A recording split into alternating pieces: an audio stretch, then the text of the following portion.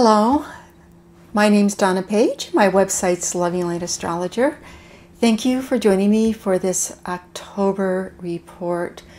October's a really busy month, and you may find that your month is very busy. Now, this is true for all signs, and whether you're an Aries or Scorpio, Taurus, whatever you are, whatever your sun sign is, whatever your ascendant is, just listen to the energies that are going on this month and the symbols and see where they fit in your life, because this is the powerful vibration of the month. It is very fast paced, and part of the message is about how can I keep up with everything that is important for me in my personal life. And the month begins on the 5th with the full moon and Venus and Mars conjunct. It's a new cycle between Venus and Mars, and having it on the day of the full moon is pretty significant.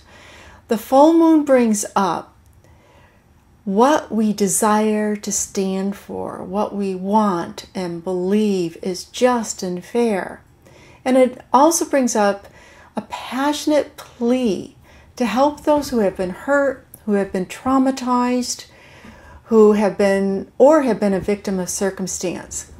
Now, and this is because there is a strong Neptune once again with this full moon, as there was in September. However, this time it's easier not to feel it so much, perhaps because the constant news of trouble and despair has pushed the compassionate heart to retreat a little bit, to focus on what is more immediate, what's more immediate for you, in front of you, and your personal task of day-to-day life. It can filter out some of the Neptune that's in this chart of compassion of the world's problems. Now, the full moon, right, moon in Aries, opposite the sun in Libra, is the quest to find the right balance between doing for others and doing for yourself.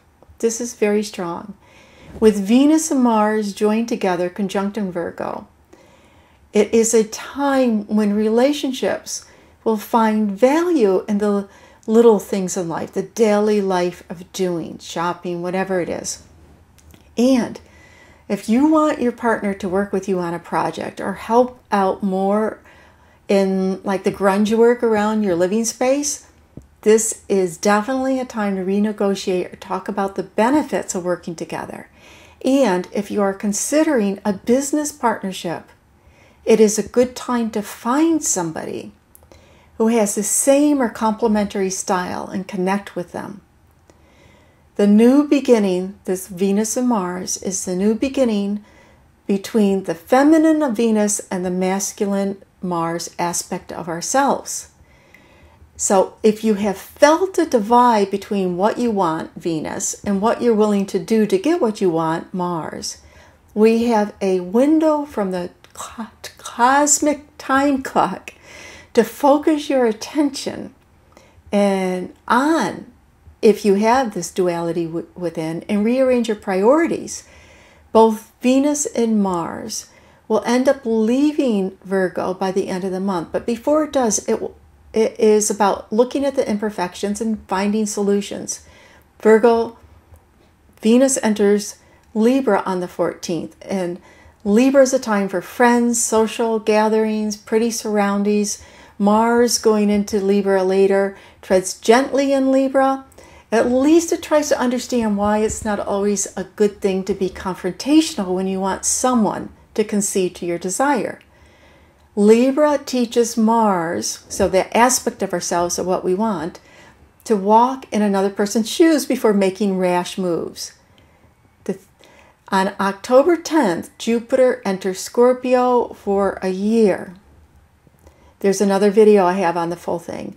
And it's a not so subtle shift that happens, and it takes our attention towards transforming our love life, our professional life, our spiritual life. You will begin to see signs that will offer you the opportunity to go deeper into living your life with passion and purpose, like workshops. They'll have a psychological, exploratory messages with them. they'll become more available, more prolific. Extreme sports that have a life or death consequence with them will draw more daredevils to them. Dreams become rich in mythological symbols, so you might want to bring your dream journal back. Shamanism will draw more people to explore ancient ways of healing and self-awareness. The call for death with dignity will become louder.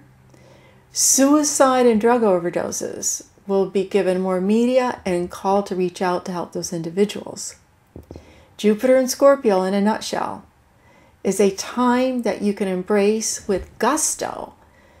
This desire to discover who you are beyond who you think you are. You are more than you think. To discover your past lives, the power of letting go of the old and create the life that you are excited about living. The new moon in Libra on the 19th is exactly opposite the wild and unpredictable planet of Uranus. This new moon, just a few days from when the sun enters Scorpio, is a really kick-ass time to embrace any change that you have been reluctant to make, especially around relationships.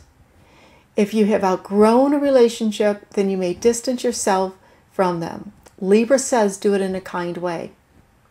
If you haven't seen someone for a while, an old friend can come back into the picture. And this is an opening to meet new people, especially if they are connected in some way to the Scorpio opening of changing your life. Neptune is involved once again in a subtle way, which means, astrologically speaking, it's not a hard aspect, but one that's not as easily seen. And on one hand, with Neptune involved, this is a warning to beware of individuals with hidden agendas. On a higher side of Neptune is a spiritual world that surrounds you everywhere. It's kept hidden, but there will be a thinner veil between the material world and the spiritual world. So, as Jupiter travels through Scorpio for the next 13 months, this new moon is suggesting that you will be able to connect with your guides and helpers from the other side, and it will be more receptive. The month finishes with a new cycle of Sun conjunct Jupiter. Hope, enthusiasm, a newfound rush of energy to finish the year off with a calendar full of activities and projects and things to do, things to engage in. The universe also is giving us clues on what the next 2 years will bring for you, for all of us. It may be that the last weekend in October, you're dreaming or you're thinking or contemplating all of the accomplishments that you want to master in 2018 and 2019. Along with planning trips, Jupiter loves to travel, especially if they're connected to spiritual retreats or any type of travels that go deep. Thank you for joining me for this October astrology, and may your month be filled with much joy. Thank you.